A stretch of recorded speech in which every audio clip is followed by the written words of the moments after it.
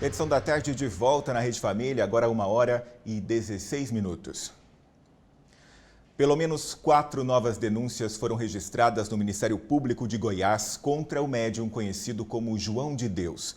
São mulheres que o acusam de abuso sexual. De acordo com o Ministério Público, essas novas denúncias foram recebidas por um único promotor, mas outros 5 que trabalham na Força Tarefa também já anunciaram que têm recebido novos contatos. Há algumas que já tinham ido ao MP antes, mas não se sentiam seguras para relatar os abusos e agora, com o caso sendo exposto na mídia, se sentiram encorajadas.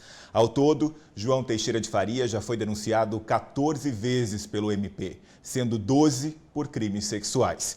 Ele já foi condenado 3 vezes. A primeira por posse ilegal de arma de fogo, a segunda por crimes sexuais contra 4 mulheres e a terceira também por crimes sexuais contra outras 5 mulheres. Esse é o papel da justiça.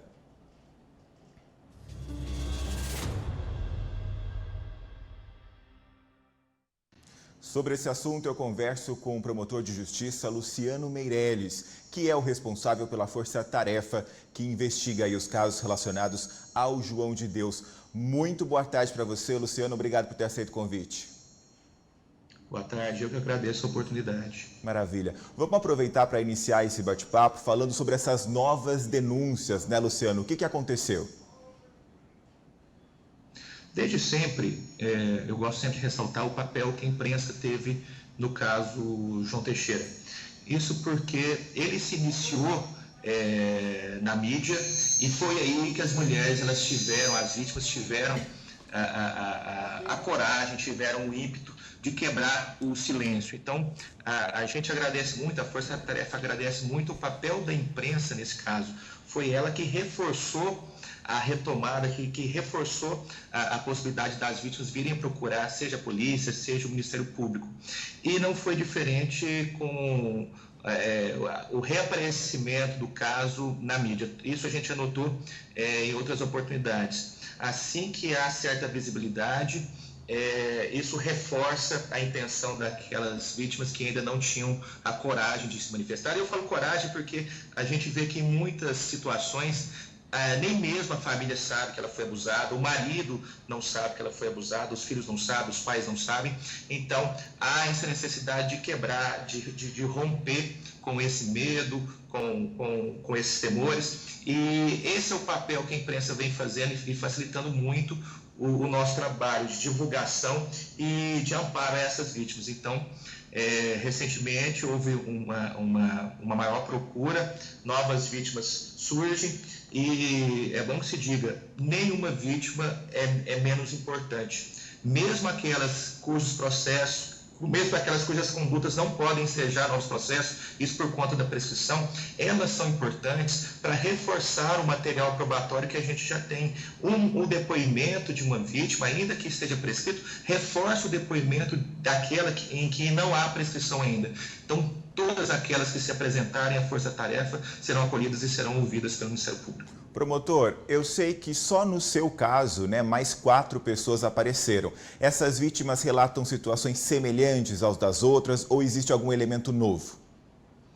O modus operandi do Sr. João Teixeira, ele não mudou desde o início dos casos. Então, a gente vê aquela mesma forma de agir, se valer da fragilidade daquele momento das vítimas, se valer da espiritualidade das vítimas para perpetuar toda sorte de abuso contra elas. Sim. Agora, novas denúncias estão chegando, inclusive, a outros promotores envolvidos no caso, né? A ideia é que isso não pare, e como o senhor disse, né? Quanto mais pessoas se unirem agora e tiverem a coragem, melhor para o caso, mesmo que isso não seja incluído, digamos assim, no processo, que seja investigado realmente, porque são crimes que aconteceram há muito tempo, correto?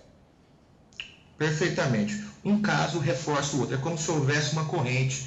Quanto mais vítimas surgirem, quanto mais vítimas quebrarem a barreira do silêncio, isso é muito importante para ensejar uma punição devida ao Sr. João Teixeira e para reforçar o material probatório. Agora, falando da importância, né, de uma situação como essa, a gente sabe que o respaldo legal da lei é importantíssimo. Inclusive, hoje acontece em Brasília, no final da tarde, um evento que o senhor vai participar, não é mesmo? E nesse evento serão discutidos também os avanços que essa força-tarefa conseguiu, é isso? Na verdade, a gente fez por meio de um projeto de lei, a gente trouxe as nossas dificuldades ao parlamento, nós apresentamos as nossas dificuldades e o que nós entendemos que essa força-tarefa pode apresentar de modificação legislativa para que casos futuros que eventualmente venham a ocorrer tenham uma tramitação menos dolorosa para as vítimas e tenham uma satisfação estatal maior. Isso porque, no caso específico do senhor João Teixeira, infelizmente, somente os crimes praticados nos últimos 10 anos podem ensejar uma condenação contra ele. Isso por conta do fenômeno da prescrição. O nosso direito brasileiro entende que aqueles que têm mais de 70 anos só podem responder criminalmente, só vão pagar criminalmente, digamos assim, pelos fatos praticados no máximo nos últimos 10 anos. Então, nós temos aí abusos que ocorreram desde o ano 73 que não vão ensejar condenações. Mas, digo, embora não enseje condenação, são importantíssimos para reforçar os casos que não estão prescritos. Outro fator que nós observamos é em relação ao próprio processo penal. O processo penal exige que essas mulheres sejam ouvidas na delegacia, por um promotor de justiça, depois pelo juiz de direito.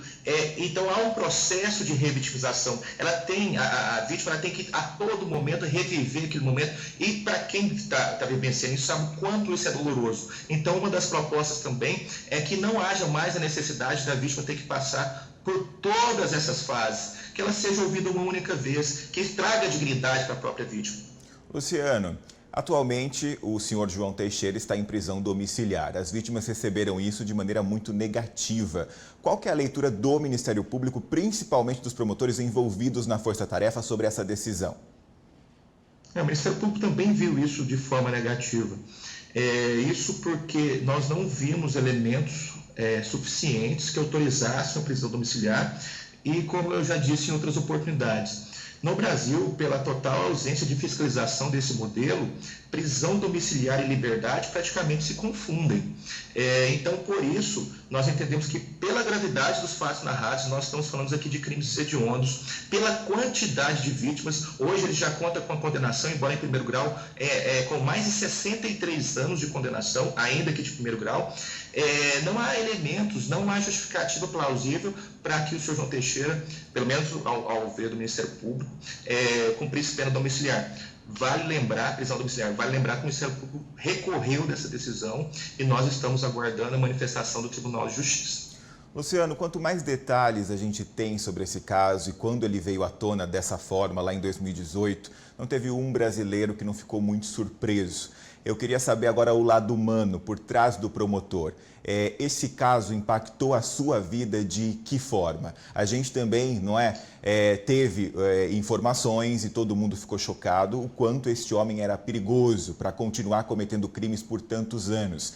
E a gente sabe, ou imagina pelo menos, que muita gente não tinha tido a coragem antes de entrar nesse caso ou fazer algo a respeito justamente por esse círculo de poder. Então, primeiramente, os parabéns e o reconhecimento de toda a população pela coragem do próprio Ministério Público, mas o que tudo isso trouxe de mudança na sua vida? Bom, é difícil dizer. O que eu posso dizer é a responsabilidade que o caso trouxe. Hoje, a gente leva nas costas toda a confiança que essas vítimas depositaram no Ministério Público, toda essa quebra de paradigma depositada no Ministério Público, depositada na figura do promotor de justiça. Então, a gente leva esse peso e leva essa responsabilidade, e sempre no intuito de fazer justiça, tanto a justiça em relação ao réu, quanto na justiça para as vítimas. Luciano, você ficou surpreso por muitas vezes. Eu quero dizer o seguinte, por muitas vezes deu aquela embrulhada no estômago com tantas reviravoltas e surpresas. Qual foi a sensação de mergulhar num caso assim? Cada depoimento, às vezes você está lá, já escutou, já ouviu, já leu 100, 120 relatos.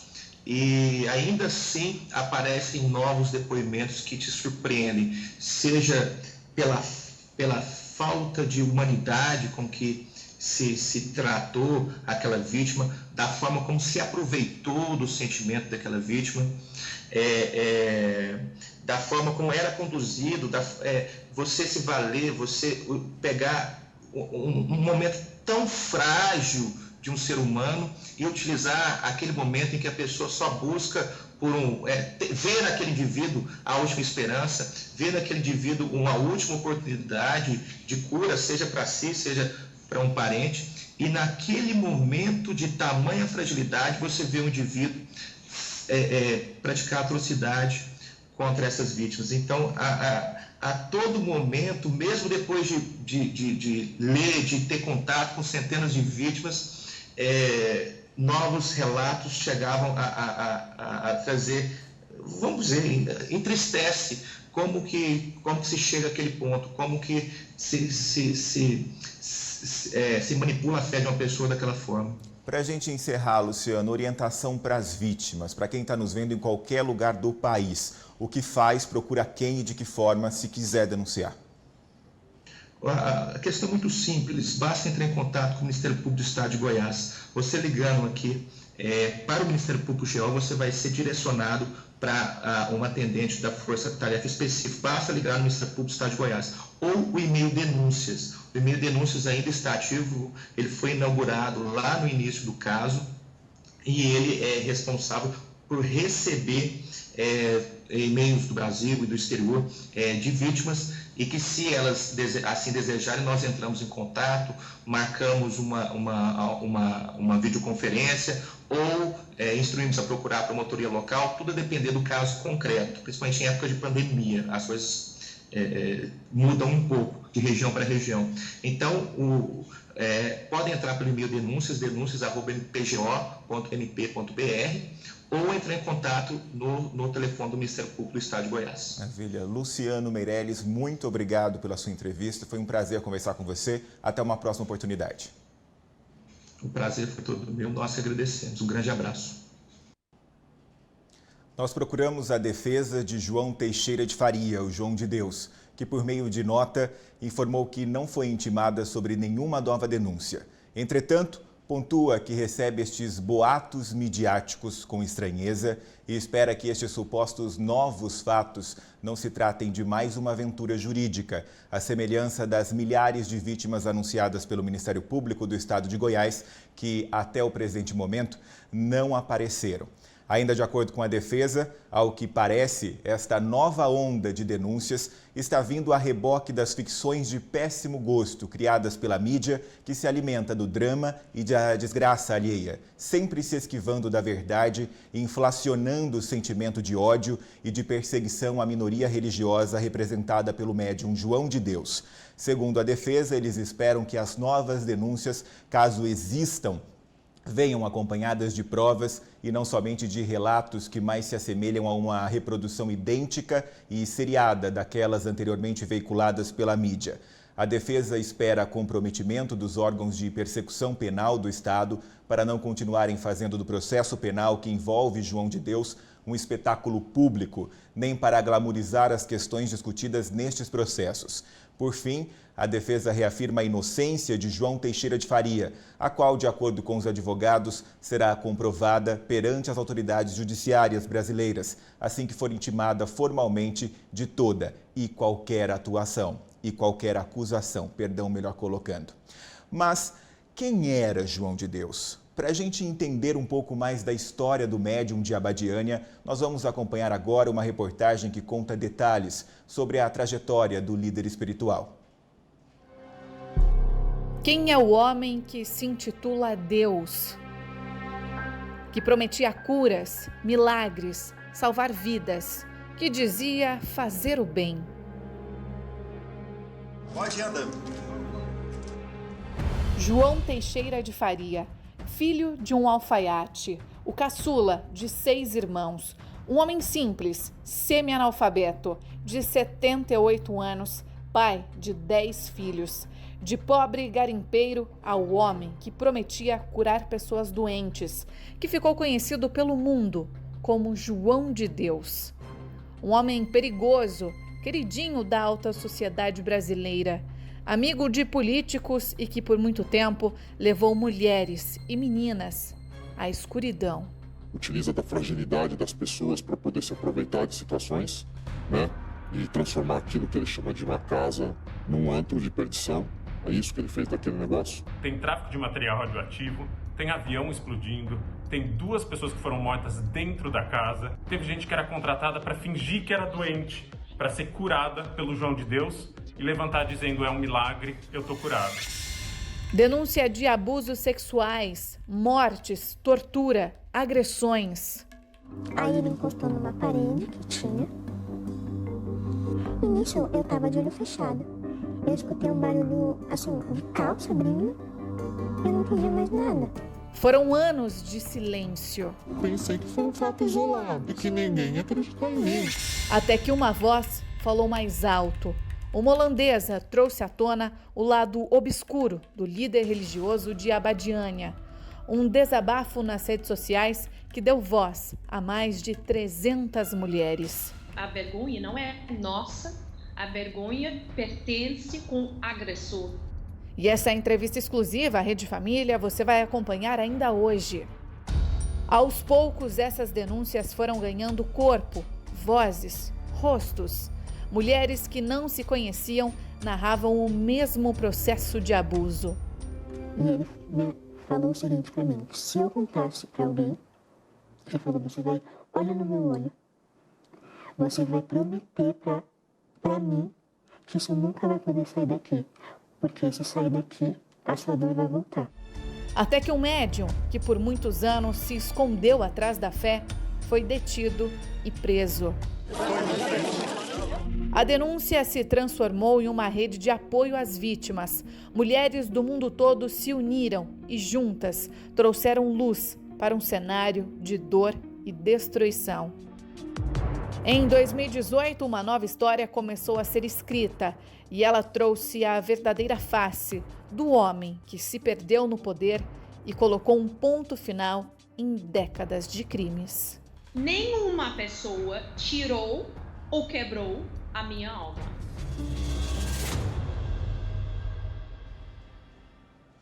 Revisitar um crime tão grave e doloroso para as vítimas de João de Deus não foi tarefa fácil. Falar sobre abuso sexual é reabrir uma ferida que talvez nunca cicatrize. Então a gente iniciou uma série de conversas com a primeira vítima que teve coragem de mostrar o rosto. Zahira Maus é holandesa e foi vítima de abuso em 2014. Todo o processo até conquistar a coragem necessária para se expor durou 4 anos. Agora, em 2020, ela voltou a revisitar essas memórias e prepara um livro sobre o tema. E é com ela que a gente vai conversar agora.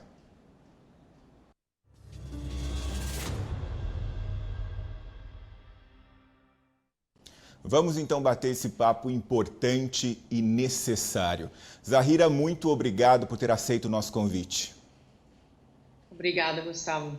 Viu, antes de mais nada, eu acho que é importante e a gente deve isso ao nosso público.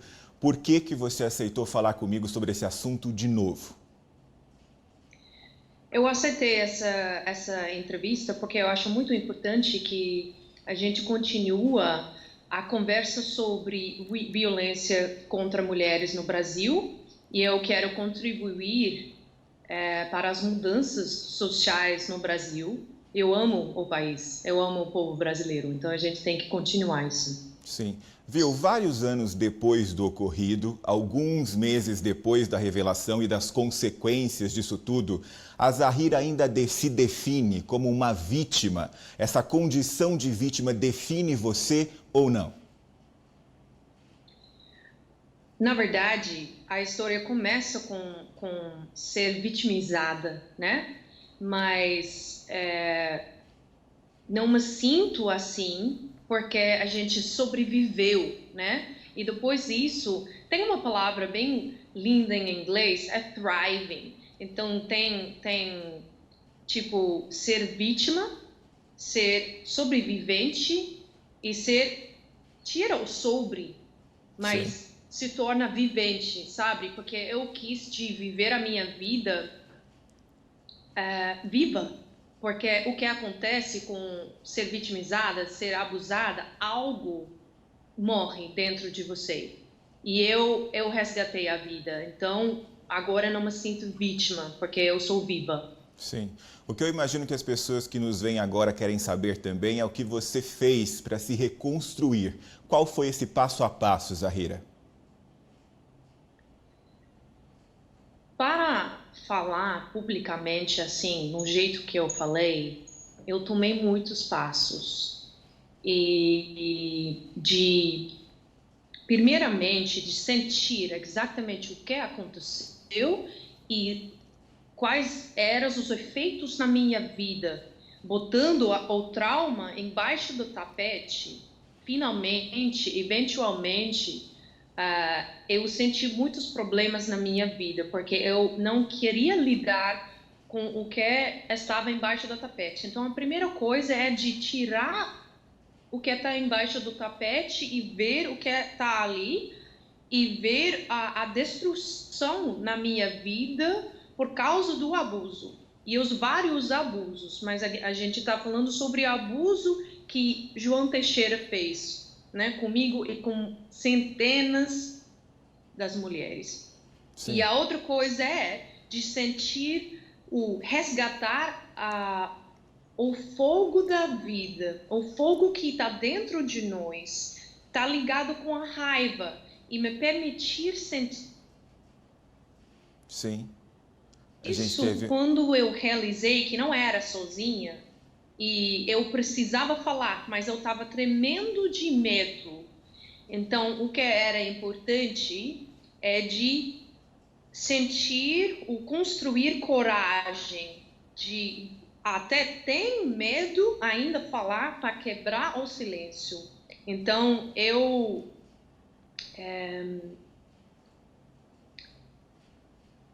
precisava de sentir esse medo tremendo no meu corpo, né? E de achar um lugar onde como eu podia lidar com esse medo, porque muitas mulheres têm esse medo e têm essa vergonha.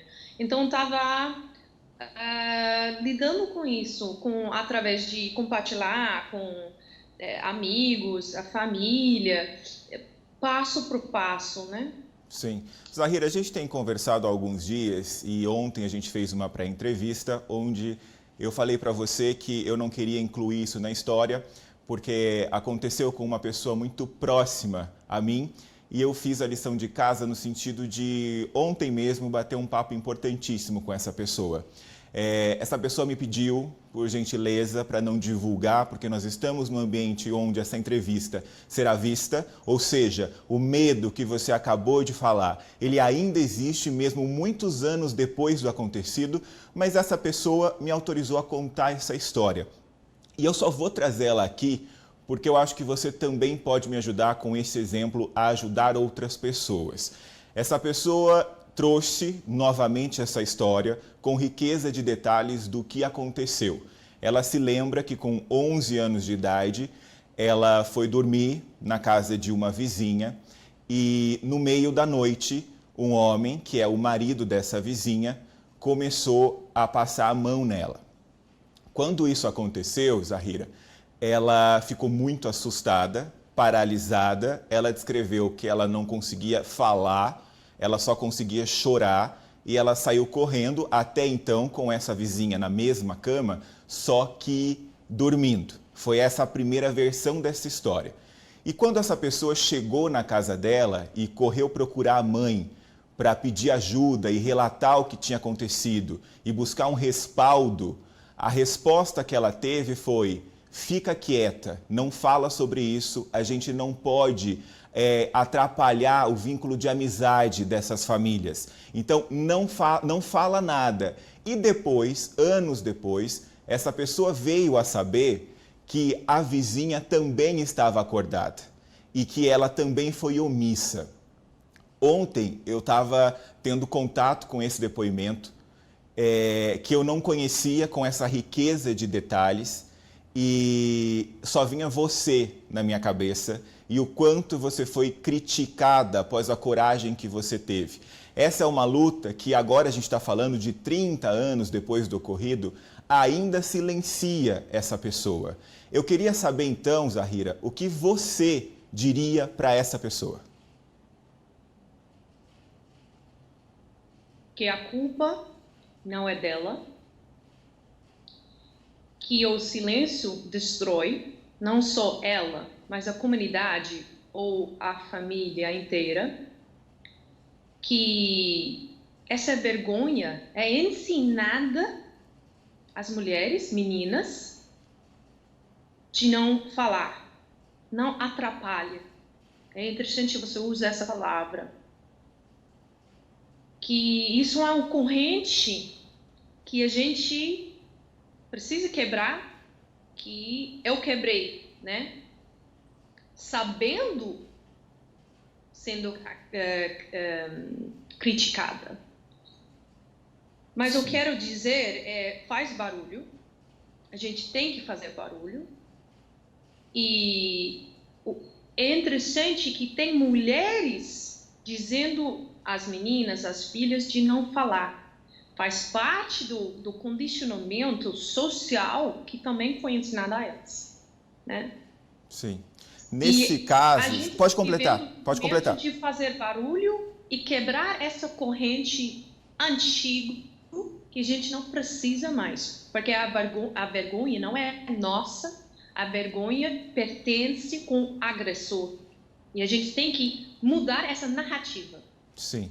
Zahira, nesse caso especificamente, claro, eu tenho um olhar de homem branco completamente privilegiado. Mas olhando de fora, o que parece muito nítido para mim é que essa falta de apoio da família ou das pessoas que estão em volta acaba se tornando, na experiência de quem foi abusado, tão grave quanto o próprio abuso. Na sua visão, qual que é a importância, então, do apoio das pessoas, família, amigos, enfim? O que você pode nos dizer sobre isso?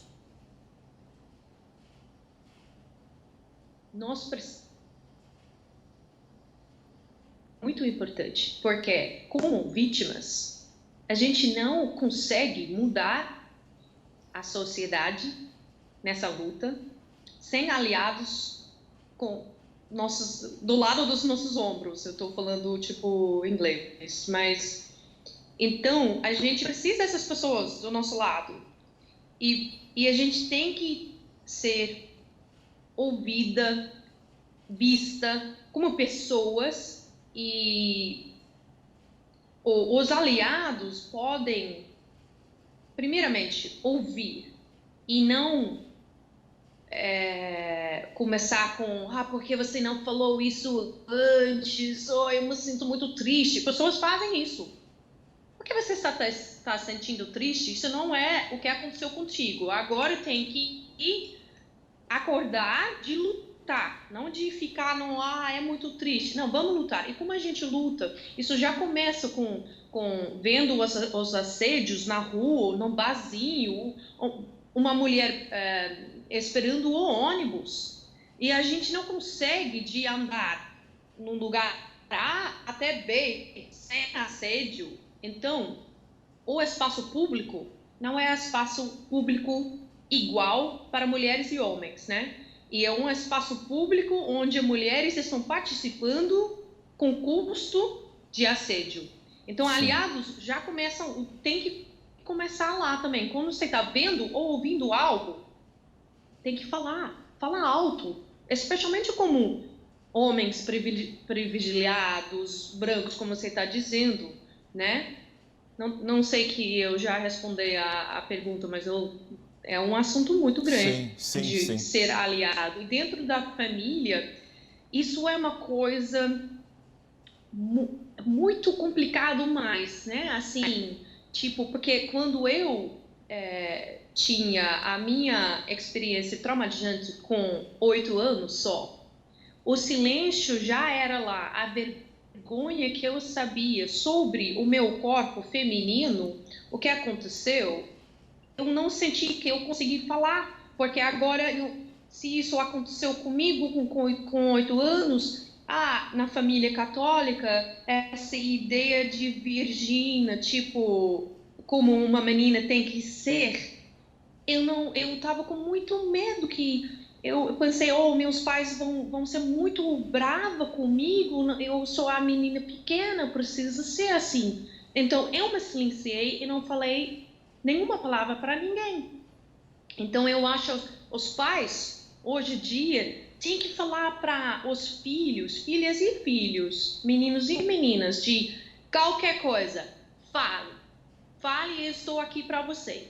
Tem que falar, né? E tem que falar sobre o corpo com as palavras corretas, né? Não esconde os genitálios, a gente vai explicar isso como, você é uma bonequinha, isso não existe. Não, todo o corpo tem que ser claro. Sim. Viu, você acabou de relatar a sua primeira experiência, né? Que foi, inclusive, o motivo que a trouxe ao Brasil. Agora é o seguinte, toda a sua história, a sua revelação depois de adulta e todos os abusos que você sofreu, não só esse primeiro, gerador do trauma, como o segundo, na busca pela solução desse trauma, Zahira, tem um componente muito importante, que é a fé. Você, inclusive, foi abusada por um homem que se auto-intitula João de Deus. O que eu quero saber é o seguinte, apesar disso, apesar de toda a experiência negativa que foi atrelada à sua busca por cura, você teve a sua fé abalada ou não? Na verdade, não. Eu tenho a minha própria fé, eu sou uma pessoa muito espiritual. E agora, quando eu quebrei o silêncio, eu resgatei a minha voz da volta e construindo autorrespeito e compreendo o que são limites e onde estão meios. Eu esqueci a pergunta. Eu estava querendo dizer... Não, a minha fé. Eu te lembro. A fé, exatamente. A fé que eu tinha era com uma pessoa, né, grande, o mundo inteiro conhece ele faz milagres. Eu, na verdade, confiei nele. Eu acreditei que isso aconteceu. Então, eu achava, não sei, eu tentei muitas coisas para me curar, porque eu também fui estuprado com a idade 19 na Holanda. E eu estava pensando, nossa, se ele realmente faz milagres, eu vou lá, eu vou me curar e eu vou sair curada. Graças a Deus, graças ao universo, que eu tenho uma alma forte e eu tenho minha prática forte. Então, nenhuma pessoa tirou ou quebrou a minha alma. Então, ele não conseguiu isso, mas o que ele quebrou é de acreditando que uma pessoa que pode curar. Ninguém pode curar. Isso é tipo placebo. A gente só dentro de nós. Como ele falou, né, o João falou para mim pessoalmente que essas operações visíveis que ele faz, ele falou, isso são para as pessoas sem fé. Então, quando eu boto uma faca dentro da pessoa e ele está pensando, eu estou curada, ele vai curar, mas é sobre a falta da fé, ele falou. Então, ele está fazendo isso para pessoas com falta de fé. É muito interessante isso, mas ele não tirou a minha fé, porque eu tenho dentro de mim. Ô Zahira, eu sei que você está trabalhando agora em um livro, né? O que você pode dividir com a gente nesse momento sobre esse assunto? Que fase você está? Qual vai ser o tema central dessa sua escrita? O tema central que eu tô descobrindo mais e mais, né? O último ano e meio que eu estou escrevendo as experiências e como eu sou forte assim, porque pessoas me perguntam, como você tem essa coragem, como você está forte assim? E então, o tema que é muito interessante é resiliência. Sim. E também como eu construí essa coragem que tenho. E então, eu estou vendo os vários partes que influenciam como eu estou vivendo a minha vida e como eu sinto a minha missão de ajudar mulheres e mudar a sociedade. Sim. Ô Zahira, foi mais do que um prazer conversar com você, foi uma honra. E eu espero que você fique bem e siga inspirando outras pessoas. Muito obrigado, tá bom? Muito obrigado, Gustavo. Eu espero também que a sua família e a sua comunidade traz a cura também, que vocês merecem. Okay. Obrigada. Nós vamos agora nos aprofundar na história de João Teixeira de Faria, o João de Deus. Já falamos com a Zahira, vítima de abuso sexual, e agora você vai ver que esse crime, na verdade, era apenas a ponta do iceberg de uma rede de crimes que tinha como sede a Badiânia. Assunto para o autor do livro A Casa, que se junta a nós nesse momento. Muito obrigado por ter aceito o convite, Chico Felice. Boa tarde, Imaginei, eu que agradeço. Feliz de estar aqui. Viu, para a gente começar esse bate-papo, Chico, por que você se interessou por esse assunto? Porque eu cheguei em Abadiânia assim que o João Teixeira foi denunciado, né? Assim que foi televisionado aquele episódio do Conversa com o Bial, em que a Zahira e outras mulheres, outras sobreviventes vieram a público, e daí começou aquela avalanche de denúncias de crime sexual. E eu fui para Abadiânia para saber o que era mais ou menos essa cidade e a dimensão disso. E quando eu cheguei lá e vi que era um lugar riquíssimo e com gente do mundo inteiro e com muito mais história de crime, além dos crimes sexuais, eu pensei que era o momento de contar a história da casa de Dom Inácio de Loyola, né, que existe há 40 anos em Abadiânia e que perigava fechar por causa da prisão do João de Deus. Daí eu me dediquei um ano a investigar a história inteira, os 40 anos da casa de Dom Inácio de Loyola. Viu? O que mais te surpreendeu nessa investigação quando você a começou, né? Começou a puxar essa linha aí desse novelo que até agora parece não ter fim. Teve algo que ficou martelando na sua cabeça e te surpreendeu demais? Teve. O quanto os crimes eram fartos e quanto os crimes eram aparentes. Por mais que tenha tido coisa difícil de investigar e de descobrir, como as pessoas que me deram entrevista dizendo que tinham sido contratadas pela casa para fingir que eram doentes. Isso foi super difícil de conseguir, essa confissão, porque elas tinham medo do João de Deus. Tinha muito crime aparente, tinha muitos crimes que a cidade inteira sabia. Então, tinha saído na mídia local que 2 pessoas tinham sido mortas dentro da casa, tinha saído que uma outra estrangeira tinha sido morta na cidade, desaparecimento de pessoa, e quantos crimes já tinham sido anotados ou tinham até virado boletins de ocorrência na polícia ou processos que nunca foram levados a cabo nesses 40 anos. Assim, isso me surpreendeu, porque eu achei que essa onda de denúncia fosse a primeira grande onda de crimes, e que eu descobri é que não, esses 40 anos de história do João Teixeira em Abadiânia são todos pontuados por crimes, e crimes de toda a natureza, não só crimes sexuais. Sim, Chico, um viés muito impressionante quando a gente fala do João de Deus é justamente esse ponto que você tocou, né? O tempo que ele atuou cometendo todos esses crimes, relatados aí no seu livro e sem ser interrompido, né? Todo esse tempo que ele agiu dessa forma e ninguém o parou até então. O que você acredita que aconteceu para gerar esse universo onde ele conseguiria, né, cometer tantos crimes sem ser parado?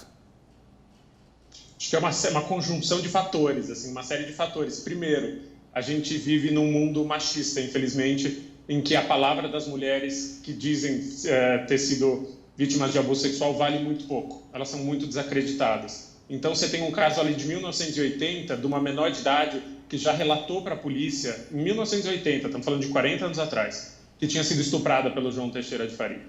E isso não foi levado adiante, esse processo não foi levado adiante.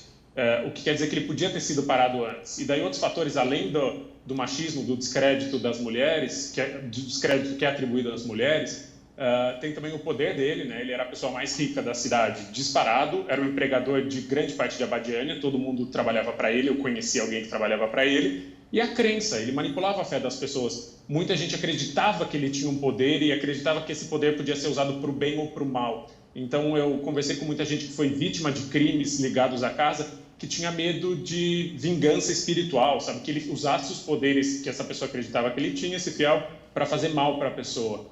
E também o tráfico de influência nunca fez mal para ele, né? Ele foi amigo de muitos presidentes, é amigo de muitos ministros do Supremo Tribunal Federal, é amigo de políticos, governadores, deputados, celebridades e por aí vai. Assim, é uma rede de apoio que certamente ajudou ele a não ser denunciado e não ser julgado pelos crimes. Ô Chico, um dos crimes relatados no livro e que me chamou muita atenção, né? Pouco se fala a respeito disso, eu queria entender um pouquinho melhor, é tráfico de material radioativo. Até isso ele fazia, correto? Até isso. Isso, por incrível que pareça, é um dos crimes mais bem documentados da história dele, porque ele foi preso pela Polícia Federal numa caminhonete que estava no nome dele, com 3 armas ilegais e 300 quilos de autunita. Autunita é um minério que se pode fazer, por exemplo, armas nucleares com ele, a partir dele. É um minério radioativo. E quando ele foi pego pela Polícia Federal, João Teixeira, mais um parente dele e outra pessoa, o relato dele, a versão dele é que ele tinha sido contratado só para fazer o tráfego desse material para um aeroporto ilegal, onde esse material ia ser exportado, ia ser levado para fora do Brasil, e que ele não sabia do que se tratava esse material. Mas depois uma investigação da Polícia Federal na década de 80 mostrou que havia indícios de que ele guardava material radioativo dentro da casa de Dom Inácio, ou seja, dentro do centro onde ele operava as pessoas. Sim. Então, essa versão de que ele desconhecia, a própria Polícia Federal não acreditou, mas saiu outro crime que não foi julgado. Ficou 20 anos no inquérito e esse inquérito nunca foi julgado. Então, outro motivo que eu desconheço de porque ele não foi parado antes. Tem algum bastidor durante a produção do livro que você pode dividir com a gente agora? Alguma coisa que você ainda não disse e que te surpreendeu de alguma forma, que ecoa nos seus pensamentos, nas reflexões que você faz até agora?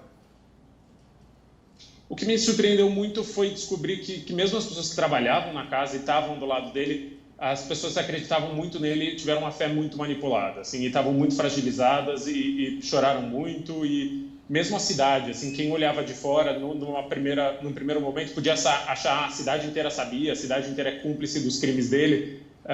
Não, mas o cenário da cidade é desolador. Assim, a Abadiânia está tendo uma onda de fluxo migratório muito grande, as pessoas estão sem emprego, a pobreza, e muita gente se arrependeu de ter acobertado muito tempo esses crimes. Assim, eu entrevistei muita gente em Abadiânia que hoje se diz culpado e se sente mal por ter sabido, ter ouvido falar de alguma coisa e nunca ter agido, nunca ter procurado a polícia ou procurado a imprensa. O que produzir esse conteúdo, Chico, mudou em você? Ele foi capaz de mudar alguma coisa, alguma crença em alguma questão, ou mesmo Sim. olhando de fora essa história, algo se modificou você tendo contato com essa gente e tendo mais conhecimento sobre o que acontecia por lá? Sim, sem dúvida. Eu acho que hoje, mais do que nunca, eu aprendi o perigo que é dar muito poder na mão de uma pessoa só. O perigo que é deixar uma pessoa brincar de Deus, porque era isso que o João Teixeira fazia, a começar pelo apelido dele, né? João de Deus. Ele achava que ele era Deus e ele achava que ele estava acima das leis dos homens por conta disso. E isso é muito perigoso e pode ter resultados nefastos como os crimes dele, assim, ele é um dos maiores criminosos do Brasil contemporâneo. São mais de 350 denúncias de crimes sexuais contra ele. E isso só aconteceu porque se deu muito poder na mão de uma pessoa. Assim, não é saudável concentrar tanto poder na mão de ninguém. Quem quiser ter acesso, então, ao livro A Casa, ele está disponível nas principais lojas, como é que faz? Ele está à venda em todas as plataformas digitais e também nas livrarias pelo Brasil, as que estiverem abertas, que são poucas. Muito bem. Chico Felitti, muito obrigado pela sua entrevista. Foi um prazer. Eu que agradeço. Até uma próxima oportunidade. Obrigado, até mais. Vamos conversar então com o pessoal que mandou mensagem durante o programa de hoje, aqui na tela, por gentileza. Olha só, a Vilma Alves, ela é de Limeira. Parabéns, Gustavo Nolasco, a edição da tarde está muito bem representada por você. Que honra, Vilma, obrigado. A Raquel diz que está assistindo a edição da tarde, muito bom, parabéns, excelente apresentador. Poxa, Raquel, fico lisonjeado com essa opinião. Tem também o Oséias, que é de Hortolândia. Estamos aqui ligados na edição da tarde. Um abração, Oséias, para você. A Lívia deu boa tarde e disse que o programa está excelente. Que bom que você gostou, Lívia. O Sandro, boa tarde, sou o Sandro de Sorocaba. Tô nervoso hoje. Eu e os meus filhos estamos assistindo a edição da tarde. Um beijo para vocês. Tem foto aí do pessoal. Que família linda, Sandro. Que família linda e que bom que a gente possa falar de temas que são tão delicados assim, em família. Esse é o nosso propósito. Quem mais? A Catilene Freire, adoro o seu programa, assisto todos os dias, não perco um. Que bom, fico feliz, Catilene, um beijão para você. Tem também a Kátia Lima, dizendo que você faz um ótimo trabalho, assisto todas as tardes, parabéns pelo seu trabalho. Muito obrigado, é uma honra. Tem também a Vanderlúcia. Boa tarde, eu adoro assistir o jornal, tô ligadinha. Um beijo para você, Vanderlúcia. A Sol Menezes mandou fotos durante lá o bate-papo com a Zahira, que bom que vocês gostaram. E tem a Célia. Queria falar que passei por isso igual o jornalista falou. E além de não receber proteção, fui chamada de palavrões e apanhei muito do meu pai. Hoje eu tenho a força de ajudar quem precisa. Obrigada. Poxa, Célia, quando a gente começou esse trabalho, o objetivo era inspirar pessoas e encorajar pessoas como você. Se a gente cumpriu essa missão com uma pessoa, ou seja, quantas forem, eu fico muito, muito, muito grato. É um prazer fazer esse trabalho aqui na Rede Família, é um prazer fazer esse trabalho para vocês. O Edição da Tarde termina aqui, você fica agora com mais um capítulo da novela Cidadão Brasileiro. A gente tem um encontro amanhã. Até mais.